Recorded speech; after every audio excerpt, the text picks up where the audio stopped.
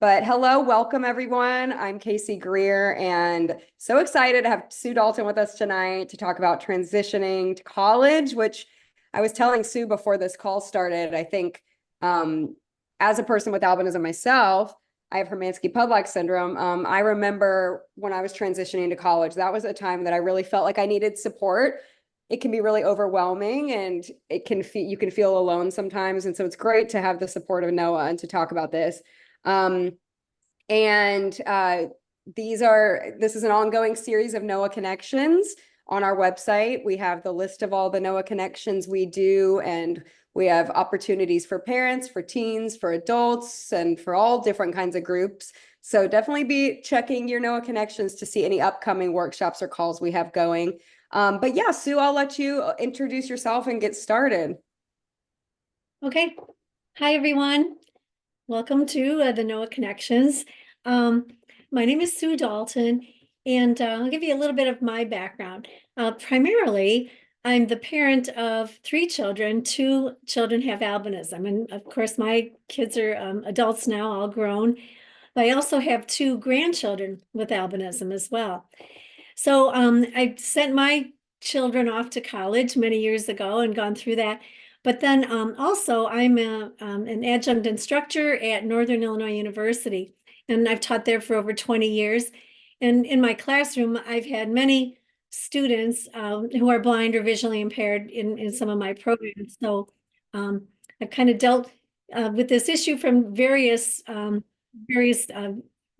capacities, as a parent and then as an instructor. So I'll share with you some things I've kind of picked up over the years, because one of my jobs for 17 years was a transition specialist in Illinois. And what I did was set up programs for kids in the state to help prepare them for college or for whatever they were choosing to do after high school. So I had a lot of opportunity to work with teens and their families for many years too. If you're okay, I'll get started. I put together a presentation, and it's interesting that so many of you here are seniors already. So you guys are right on the border here. This is time to really take action. And maybe you've done a lot of the things I'm going to talk about, but I'm going to just make a few suggestions. And then when we get to the end, if you have any questions or anything you want to add, we can do that. Okay. So I'm just going to share the screen here. And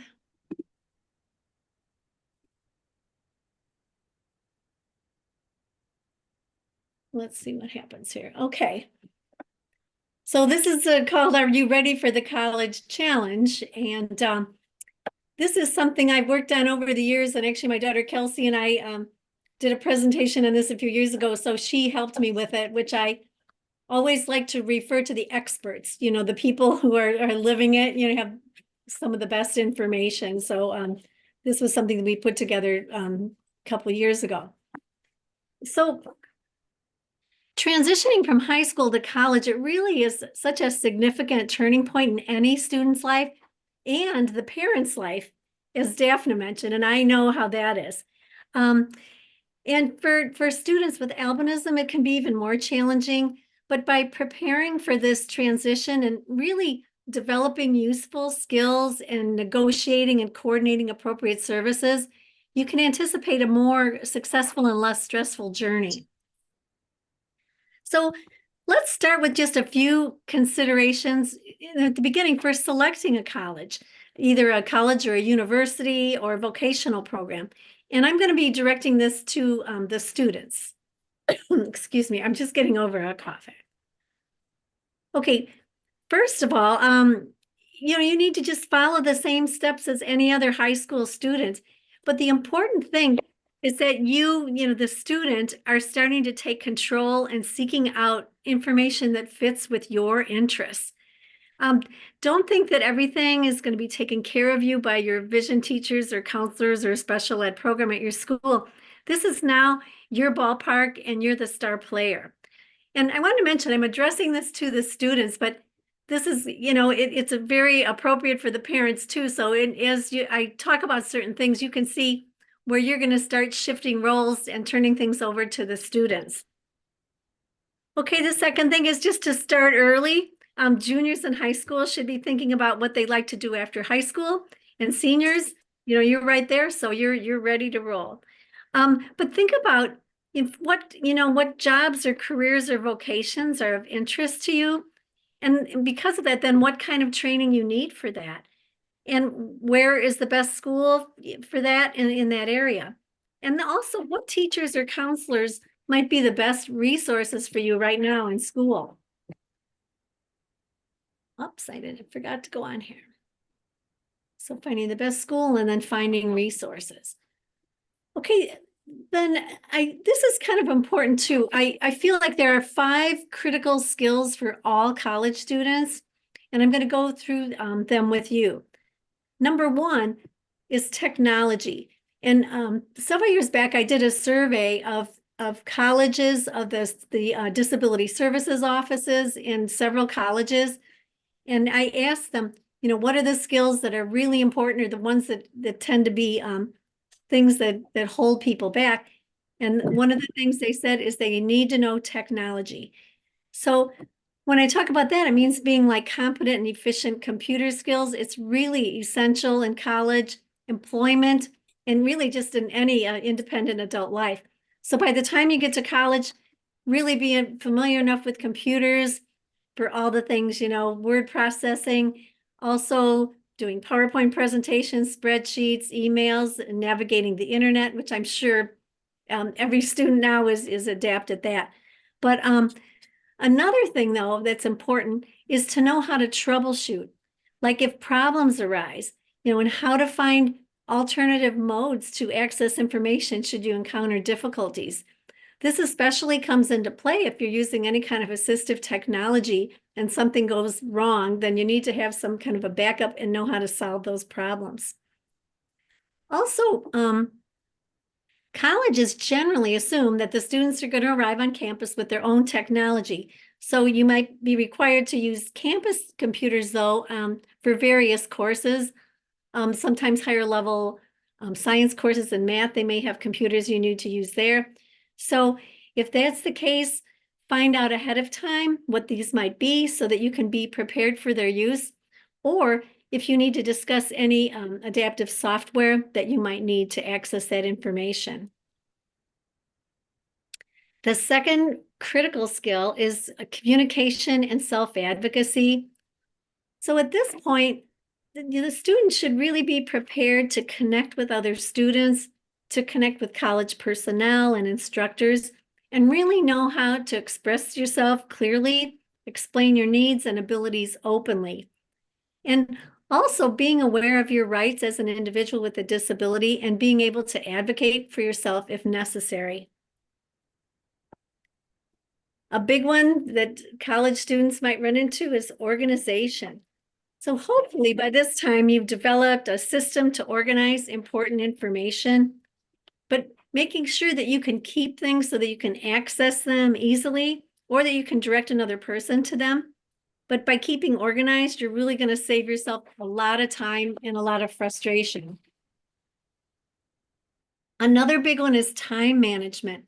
When you think about it, in high school, your day is set out for you. You go there, you show up in the morning, you go to classes throughout the day, and that's how it's set up. But at college, classes are scheduled. You may have a few a day. You may have a day with no classes. You may have them at morning or in the evening. So being aware of how to set up your schedule for that is going to be really important. And then also knowing how to set priorities. Know what's most important to focus on first. You really need to start looking at the big picture so that you can space out your tasks rather than finding yourself at the end of the semester with an impossible load of projects to complete. Excuse me, I'm going to get some water. And also when planning your class schedule, be sure to consider travel time between locations as well. Your time as a college student will not be as structured as it is now, so it's going to be up to you to maintain your own schedule. And you won't have anyone looking over your shoulder to remind you of what you're supposed to be doing either. And lastly, the basics. And the basics is a pretty big category. And one thing, just knowing how to meet and greet people managing your own money, doing laundry, maybe preparing a simple, healthy meal, and how to problem solve. These are really important things that, you need to have for when you're off on your own.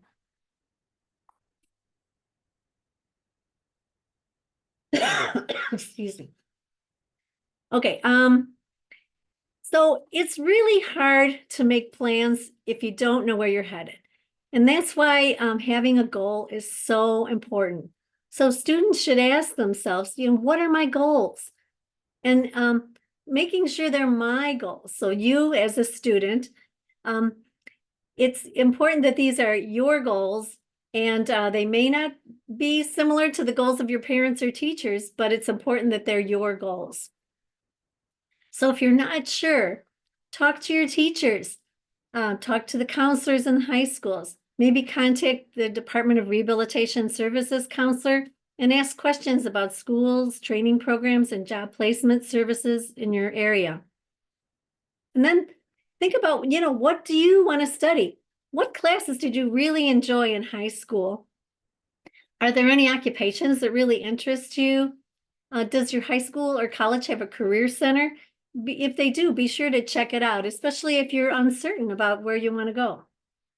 Then making sure you visit colleges, visit the local community colleges, as well as other colleges and universities, and find one that has the best feel and fit for you. Another thing that's really helpful is to speak to other visually impaired classmates about their experiences in visiting and selecting colleges and how they plan for and receive access to services on campus. Perhaps you can learn things to do and things not to do from these good friends. And then be sure to relate your goals to the real world, meaning, like, will studying this particular topic prepare me for a job? Could I support myself independently using this particular job? And another thing on that note is to check out what jobs are in demand. All states usually have like a job or an employment website where they list the jobs that are in demand in that area. So take a look at that and see what jobs are really hot, how much they pay, what education you need to get to that particular job. So here we go, all these things to do, but how prepared am I? Excuse me, just a minute. Okay. So which college or university you choose is really going to depend on your answers to these questions. So think about it. First of all, how prepared am I academically? So it's up to you to gather information such as your grades, your class rank, your ACT, SAT scores, and really evaluate yourself. Also, list classes you attended in regular education, or maybe you had classes in resource services or higher level AP classes. So realistically know where you're at academically. Some students might need to take some developmental reading English or math classes before a typical English class. And then there might be others who have taken AP classes and then they can move forward more quickly. All right, so academics is number one. Socially, how prepared are you socially? Do you meet new people and make new friends and join activities easily? Are you responsible for yourself? Can you manage living on your own? And then independence, how independent are you? What's the longest period of time you've lived away from home? So on that note, do you want to stay with your family or live some distance away? So if you want to live away and on your own, how are your daily living skills? Can you manage your money again? Keep a budget, live between deposits, keep your room fairly decently clean. Also too, like just doing, whoops, hold on, I missed that. Doing your own laundry, like sorting, setting, turning on a washing machine, measuring detergent, using a dryer, knowing that after your clothes come out of the dryer, you need to fold your clothes or hang them up, things like that. Also, thinking about managing a cafeteria style setting for your meals. And then lastly, how do you manage your own time? Are you independent, or do you rely on family members to remember your homework or time to leave for school, etc.? If you're a student that maybe arrives late to school and say, oh, I'm late because my mom forgot to wake me up. And it's like, no, it's not your mom's job. It's your job to get up. Also, too, this is a time, are you making your own appointments and keeping them? So start doing that rather than having somebody do these things for you, because it's going to become your job very soon. But then what if you're not sure you're ready? The senior year, if you're in that right now, it's just in a matter of months, it gets closer and closer. And you're like, am I really ready? So some things you can do if you're not sure. In some cases, some people even extend high school. You can go for additional time to get specific training, maybe in other areas. That could be an option. Also, you can maybe get some college prep training through your local division of rehabilitation services. Some states have specific like college prep weekends, or they'll have like a 6-week college prep course that you can take ahead of time. That's a good way to find out a little more about how ready you are for college. There also might be some local transition programs, sometimes available through the state schools for the blind, that you could go to also prepare you and give you some experience in different skills other than academics. Or if you're still not sure maybe about going away, doing the full 4-year college plan, maybe just take a few courses at a community college before going full time to get a taste of college, a little bit of time, less pressure. And then sometimes that helps people be a little better prepared for the full program. Now, an important part when you're on a college campus, be it a community college or a 4-year college, is arranging for support services. Now, I always encourage everyone, even there might be some students that really didn't need a lot of support through high school, were able to get through things on their own, making their own adaptations. But I still suggest that regardless, that wherever you go to the Disability Services Office, the Special Services Center, at any college you're considering.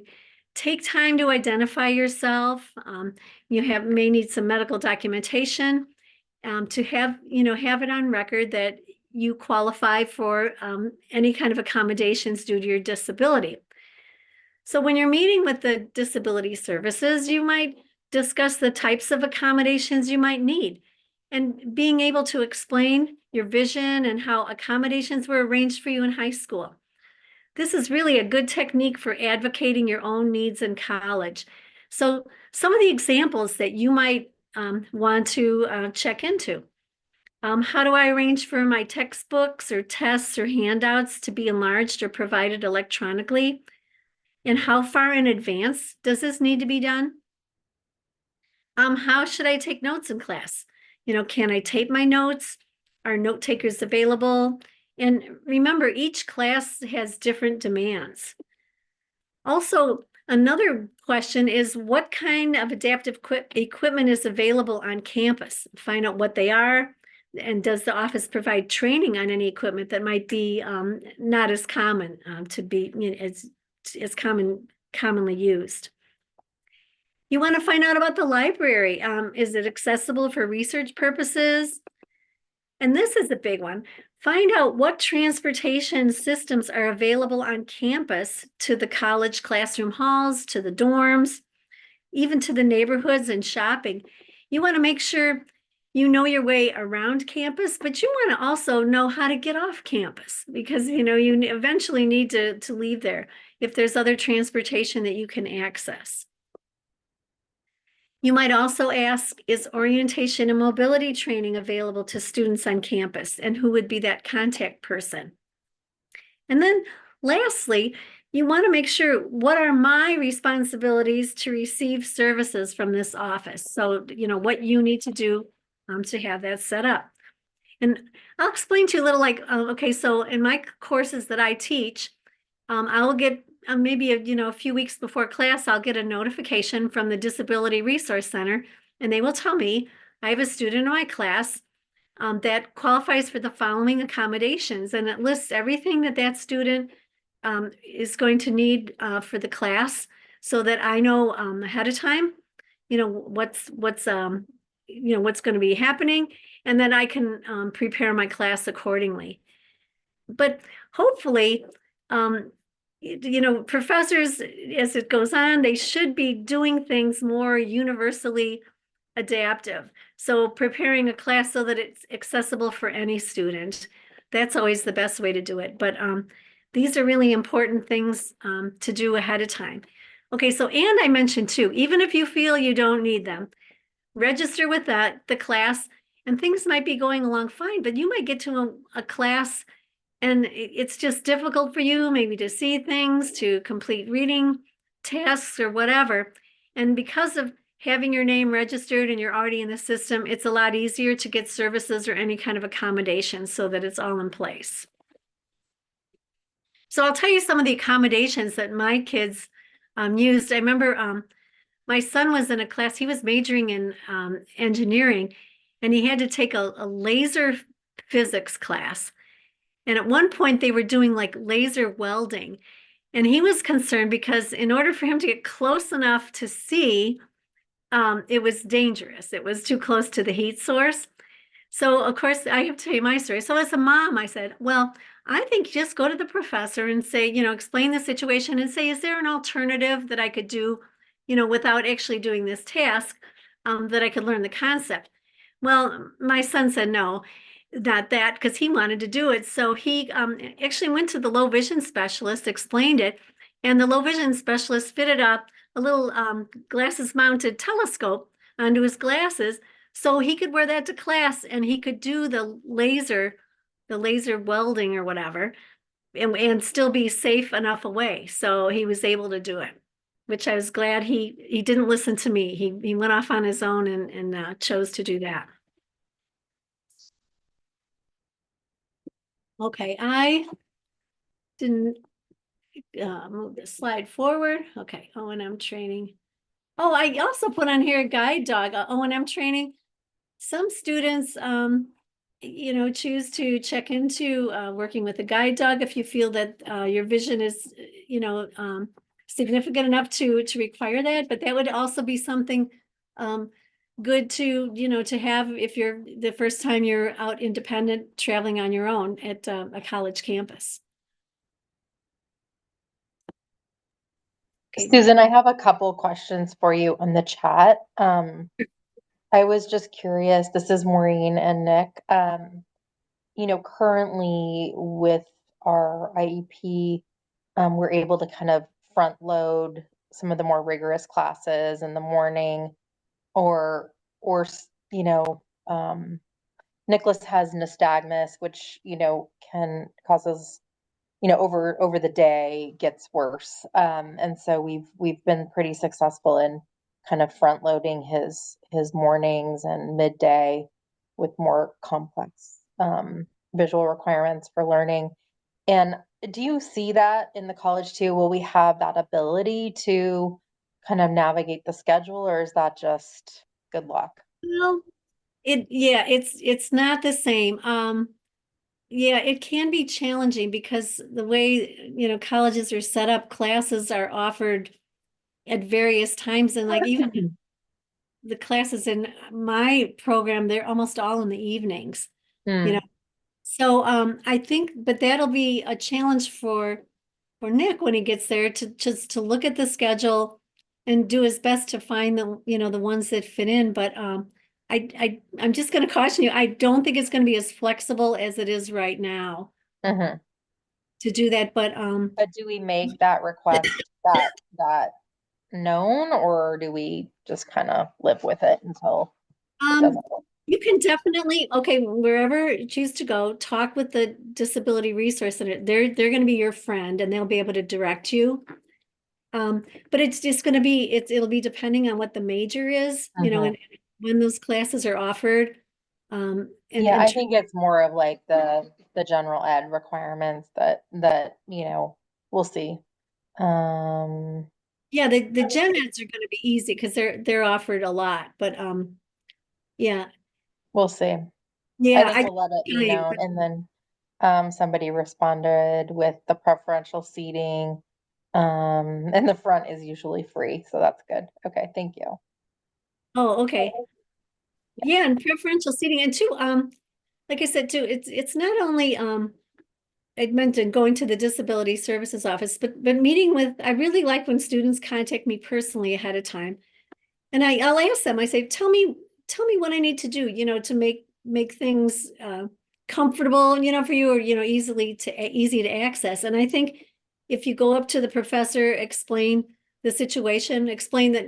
Also, I think too, especially likes to sit up front. And also if you use any kind of a telescope device, a handheld thing, to make sure you tell the professors and stuff ahead of time what you're doing, so that they're not concerned that you have something, a little unusual in Right. your hand. It's helpful to talk about what you use. Yeah, I think that assistive technology and letting them know so they're not thinking you're like recording them or whatever it is. Yeah, Yeah, and thank you. I have students record mine, and they ask, that's always good to ask, but I don't, for the most part, usually one is not denied, that. Okay. Thank Any, you. yeah, go ahead. Anything else? I know I'm not getting, the chat's not showing up on my screen. All right, so I'll just wrap this up a little bit with the last few things here. Okay, so what to do now? And it sounds like many of you are really on track for, getting things in place, which is really good. But just number one is to make sure you set high standards for participation in all your high school classes. Really remember that credit and course requirements are important for all students, especially if you're going to be going to college. Um, just try to become more independent in seeking assistance at school. If you have a teacher visually impaired that you work with that regularly, that makes, contact and things for you, try to start separating yourself from that and doing things more independently. Here's a statement. College faculty indicate that this is one of the most important skills that any student can have. So, because in college, the student has much more a responsible role in obtaining supports than many high school students are prepared for. Also, to just become more independent in your personal needs and travel skills. Be sure to know, and once again, know how to do your laundry, organize personal information, access information, and travel independently. Right now, take an active role in all your planning meetings. I know how much students love going to their IEP meetings and transition planning meetings. It can be not a fun experience, but the more you can speak up and let them know your concerns, really do that. It's going to be important now and in the future. And this learning to advocate for yourself, it's just a really important skill for success in college and in life. Begin planning for necessary supports as soon as possible. Learning to use assistive technology that you need, making sure you not only know how to use it, you know how to use it really well, because you're going to find that both personal and educational, it's going to be a valuable support in college. Accessing the services of your guidance department at the high school. They're going to have, some of the more college catalogs, financial aid applications, and other resources to help you plan. And then just in general, do all the things that typical students, preparing for college are doing. Attend college fairs, visit the campuses, meet with college representatives, and review their catalogs. All right, this one's really important. I like to tell students to make sure that you make yourself the expert on your disability. Discuss with your IEP team now how having a disability impacts you in the following areas. Like, say, how does it affect your education and instruction, your mobility, or maybe your social and recreational activities?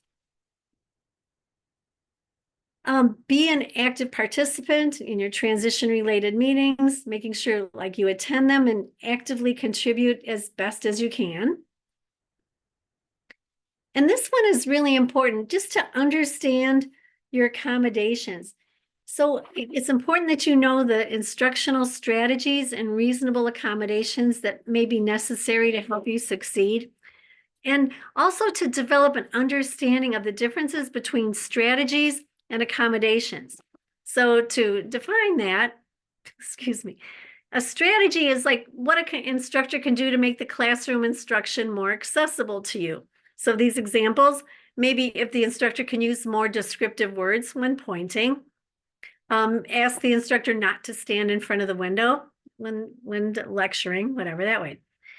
But then an accommodation then would be possibly large print materials or electronic copies, copies of PowerPoints, extended time for testing, or preferential seating.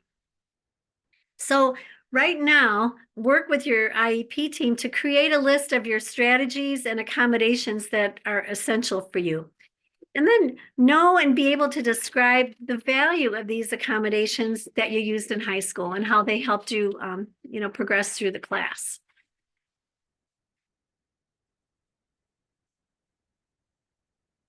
Also, it's important.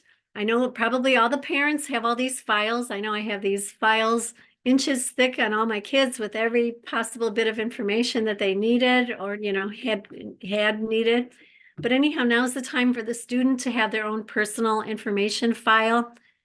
It should have your current school records, complete disability documentation, maybe medical records, other information related to a disability, accommodations provided, all that. Also transcripts and academic testing results. You also want to have a copy of your own immunization records, social security card, birth certificate, visa or passport, and maybe anything too that was sent or received from the college you're going to be attending. And once you get all this information, making sure you organize the material so you can find it easily. And then important, very important to the whole process of college too, is to research available financial assistance, find out what scholarships are available, scholarships specifically for students with visual impairments, but maybe scholarships based for ethnicity, for a particular area that you're going into. There are a variety of different categories in making sure you take the time to apply for as many as you feel you're eligible for or that you can apply for. Financial assistance also can be provided through vocational rehabilitation. If you work with the state Division of Rehabilitation Services counselor, that could be another source, and other community organizations that offer scholarships or other support. All right, and with that, that's the end of my information, but I really would like to be available to answer any questions that you might have, specifically on, what you're doing now to prepare or any ways to kind of navigate the college systems. I'd be happy to answer if I can.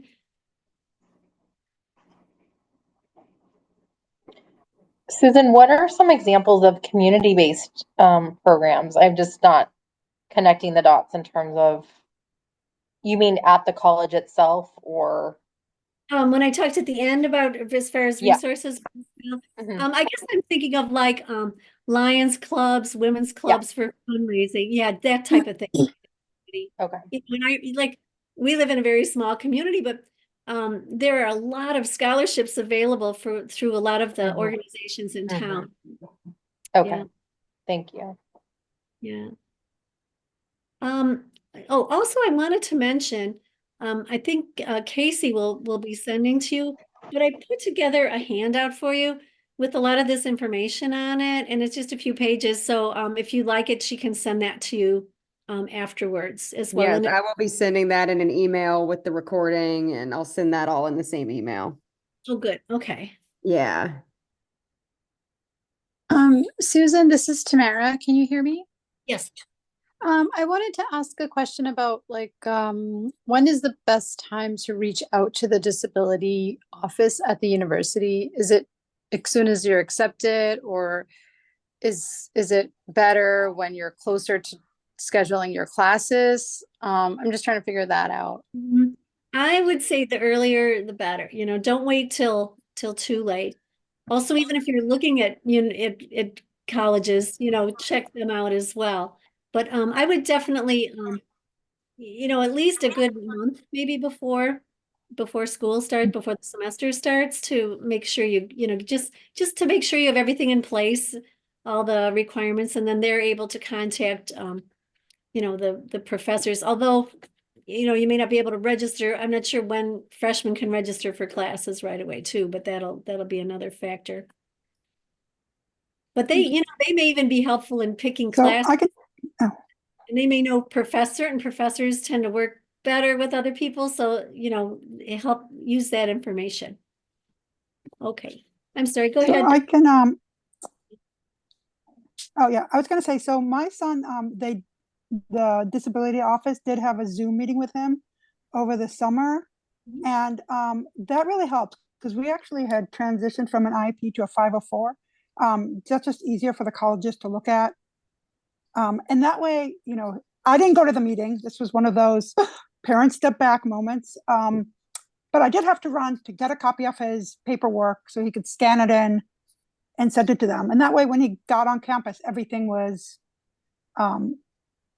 already in the system. And I guess for the disability office, the summer is kind of a quiet time. So that was nice. I don't know. I think it made everybody's life easier. Another question. During his 12, mainly had good experiences, but a couple times we didn't, right? And then we knew who to go to. At a college, I don't know if you've seen students where certain professors are just not as accommodating as they should be. What is kind of the next step in that situation? Yeah, okay. That's why I was going to ask you how things were going, with your son. So far, great, but it's been less than a month. So, Oh, okay. There have been situations, not so much. Okay, so working with kids with albinism, the vision is there's a significant issue with the vision, but they still have a lot of good vision. So I think some of the students I've worked with really have experienced some significant problems with their professors. Maybe were blind students in that, and some have actually just had to drop the class. I mean, at some point they try every possible way to negotiate with the person, but also you don't want to be in a classroom where there's conflict and it's not working out. But I say the disability resource office, they're there to help you, so they can serve as a negotiator to help things out, if there are issues. But you do have a right. So I think students need to know that they have a right to access, the information from a classroom. And if the professor isn't providing that, that they need to report that or try to resolve it some way. I know, but you don't want it to get to that point. But I have to tell you, it has happened, where there are just some jerks that just, they don't. okay, well, thanks. But yeah, I would second in the reaching out to the, or at least kind of, if you go visit a college, just peeking your head into the disability office and you'll see kind of what kind of people work there. We were told that if we moved from an IEP, which is based on having somebody to a 504 during his senior year, the colleges, to be honest, it's one sheet. It's a lot neater than the IEP, and it really just makes a list of all his kind of disabilities, right? Like this is his vision. This is the font size he needs. He needs time and a half and test, the end, right? Like while IEPs kind of go on and on. Yeah. And on, 504s are just easier to interpret. And I think professor who's busy, like a little, bullet point, one page forms are just easier to accommodate. than if you have to read through something to figure out how to accommodate the kid. So we try to make their life as easy as possible. And I felt like the 504 did that. That's what our high school principal and team recommended. So I'm sure there's more information. Yeah. And I guess the main fact is there are no IEPs in college. Okay. So you have an IEP and that's what worked in school, but it doesn't mean it. But so the information from a 504, would be much more applicable to what's needed at the college level. Yeah. I also have a few questions. Yes, Aubrey. Yeah. For starters, are all colleges going to be equipped to handle visual disabilities and visual impairments? Or is that kind of going to be a push and pull situation, possibly? Possibly not. Okay, They so should be. If any educational facility that's getting any type of federal funding is required by law to provide accommodations for all students with disabilities. So some do, here's the thing, some do better than others, but it's not to say that, that they don't have to. And colleges are aware of this. And, the Americans with Disabilities Act has been around since 1990. So it may have taken a while to get it going, but it definitely, colleges are aware of this and they know that they're obligated under law to make these accommodations.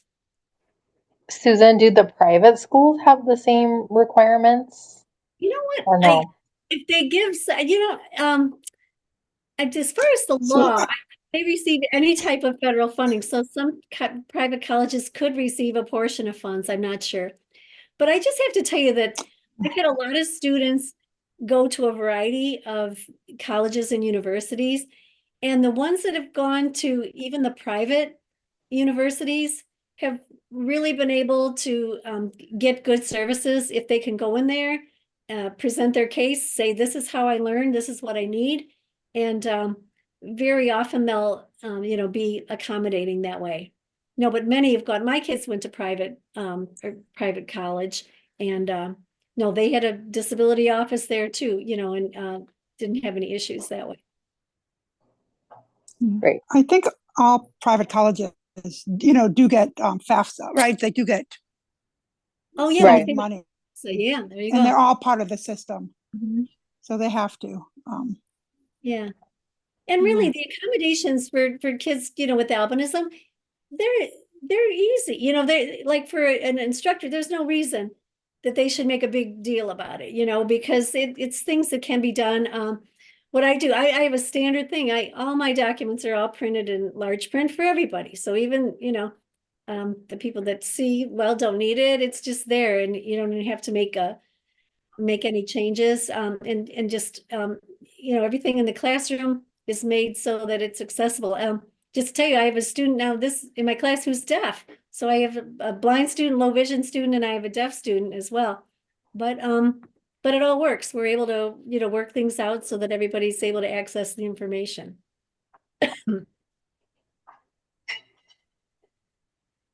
Also, I guess I'll leave on the handout. I have my information. And if you have any questions that come up, I'm really happy to help out with any answers. If I don't know the answer, usually I can refer you to somebody that could help you out. If it's, not specifically in this area or this state or whatever, I can connect you with people. So I want to make sure that I'm available to you if something comes up. So I have to share with you, when I remember leaving my daughter off at college the first day, and she never wanted to use her low vision devices. And we're in the cafeteria and I see there's a menu on the far wall. I'm like, oh my God, she's going to starve to death because she won't read the menu. And I just remember I had to walk away, it's like, okay, this is it. I have to leave you and you're on your own. And it was funny to show up maybe a month later and I'd see her do something and pull out of her pocket a little scope, to read something that she had never used previously. So I think they tend to realize their situation and start making these little changes. When I took my son to college, I was a little worried because he's going to have to fly back alone, like dealing with the airport and everything. And then he just, I'm looking at the screens and he's like looking at his phone saying, oh, gate 20, we have to go right. Like, and he just, oh, I already, checked in and did our boarding passes. Because you can just do it all on the airline app now. And I'm like, oh, he's Yeah. got this and he's doing it easier than like actually. And I think he kind of looked up like how to deal with airports but It's a whole other. like, yeah, he managed to do everything. So That's helpful, Daphna. Thank you for that was sharing encouraging. that. Yeah. Because I am a little worried about like if we Yeah, choose a school that's far away. Wow. Okay, on that note, my daughter, well, so she was the older, starting the college, and she started looking really far away, and then it kept getting closer and closer and closer. And gradually, one of the best decisions ever made, she chose a school in Chicago, in the city, and we're in a community of like 7,000 people, so it was very small. But my kids are the best travelers. They know the routes. They were taking their roommates, showing them how to get around the city because they had training in that. And it just became a game changer for them. They're so independent using the public transit that wasn't available here. So it really made a big difference. Yeah. Yeah, and I think in some ways college is easier in high school as far as socially, like I think because everybody's, You're kind of jumping in. So many different areas and meeting. Yeah, and he's at a small college, so I think most of the classes are small. So I think, and they're mostly discussion based, so it's not like you're looking at a screen. Okay, well, thank you. Thank you. Thanks. Nice meeting everybody. Anything else? Just a quick question, Susan, before you head out, you mentioned O&M services in college. I wasn't aware that could be available in college. It's real. It's kind of tricky to get it done, but it can be. And a lot of times the colleges will contract with the state Department of Rehabilitation Services to do a mobility, like at the beginning of semester to get to know the campus. But definitely ask for it. If the college doesn't offer it, check with disability services, and sometimes they can send individuals out to the campus. So it is a possibility. There's, I'm trying to think, even in our state, there's such a shortage of mobility specialists at that level. It's hard, but definitely ask for it. Thank you. That's helpful. And I'm sorry, that's through the Department of Rehabilitation that you were request that? Yeah. So does Nick have a case already open with the state, like with the blind services or whatever in your state? Okay. Yeah. Check with. Okay.